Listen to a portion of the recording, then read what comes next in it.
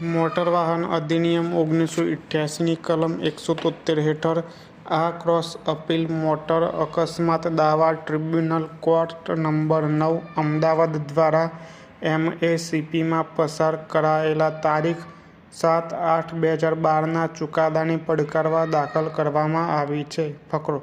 First appeal number 3831/2012માં અપીલકર્તાઓ મૂળ દાવેદાર છે અને વળતરમાં વધારો કરવા માટે આ અપીલ દાખલ કરી છે, જ્યારે ફર્સ્ટ અપીલ નંબર 806/2013માં અપીલકર્તા વીમા કંપની છે અને વળતર ચૂકવવાની તેની જવાબદારી પર વાંધો લઈ આ અપીલ દાખલ કરી છે. કારણ કે આ બંને ક્રોસ અપીલ એક જ અકસ્માત થકી MACP નંબર 678/2005માં તારીખ 7/8/2012ના ચુકાદા અને એવોર્ડમાંથી ઉદ્ભવે છે, તેથી તેની સુનાવણી અને નિર્ણય એક સાથે કરવામાં આવે છે. આ અપીલના રેકોર્ડ જોતા નીચે મુજબની હકીકતો સ્પષ્ટ આવે છે. ફકરો.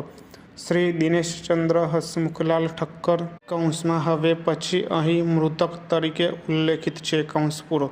જિંદાલ ટેક્સટાઇલ ખાતેની તેમની ઓફિસમાં તારીખ 6/8/2005ના રોજ રજિસ્ટ્રેશન નંબર GJ1JJ7510 ધરાવતું બાઇક ચલાવીને જઈ રહ્યા હતા, જ્યારે તેઓ હનુમાનજી મંદિરની પાસે આવેલ નિરમા અંડરપાસ નજીક પહોંચ્યા ત્યારે રજિસ્ટ્રેશન નંબર GJ2L7114 ધરાવતા ટ્રેક્ટરના ડ્રાઈવરે ખોટી બાજુથી પૂરઝડપે અને બેદરકારીથી વાહન હંકારીને આવતા સ્કૂટર સાથે અથડાયું હતું. આ કારણે મૃતક નીચે પડી ગયો હતો. તેને ગંભીર ઈજાઓ થઈ હતી અને ઘટના સ્થળે જ મોત થયું હતું. ત્યારબાદ FIR દાખલ કરવામાં આવી હતી અને પંચનામા તૈયાર કરવામાં આવ્યા હતા.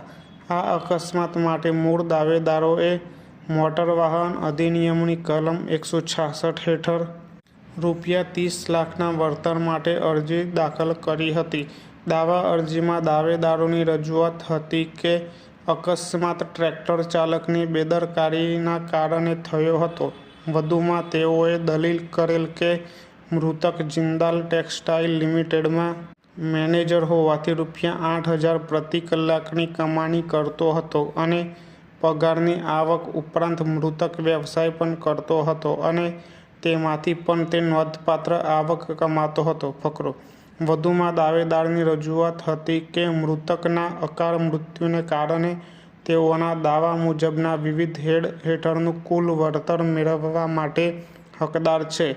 First appeal number 806/2013 MACP number 678/2005માંથી ઉદ્ભવેલ, જેમાં વીમા કંપનીનો કેસ હતો કે અકસ્માત સમયે ટ્રેક્ટરના ડ્રાઈવર પાસે માન્ય અને અમલી લાયસન્સ ન હતું અને ડ્રાઈવર પાસે હળવા વાહન ચલાવવાનું લાયસન્સ હતું, જ્યારે તે ટેન્કર સાથે ટ્રેક્ટર ચલાવી રહ્યો હતો, જે એક પરિવહન વાહન છે.